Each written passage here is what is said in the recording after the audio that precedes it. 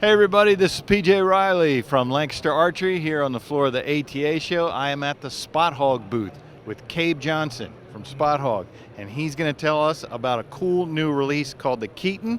Cabe, what can you tell us about this release? It certainly looks different than anything we've seen. It is different. What it is it's what we're calling a hybrid release.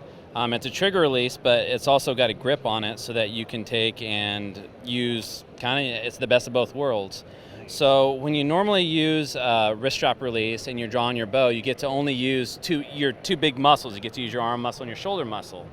But what happens with this release is by using the grip, you get to use your hand and all your forearm muscle too, in addition with these. Right. So what happens is it makes because you're using all these muscles together, makes your bow easier to draw. Yeah, sure. And it makes it easier to hold at full draw. Yeah. And when a bow is easier to hold at full draw, you hold steadier. So we've found that you're able to hold steadier and draw the bow much easier. This is very beneficial for, you can shoot longer shooting sessions. People with pre-existing injuries, elbows and shoulder injuries, now get to use more muscle so it doesn't strain them as much. But one of the really cool things is that people that are on the edge of being able to pull like hunting weights, like women and children, all of a sudden can pull 5 to 10 pounds more and puts them over the hump so they can go hunting.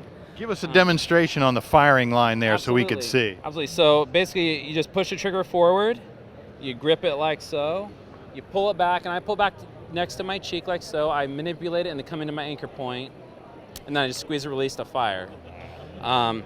You can real easily see and feel the advantages of this by taking and drawing it much like a traditional wrist strap, and have your hand like this, and you can just feel the strain of how much harder it is to pull.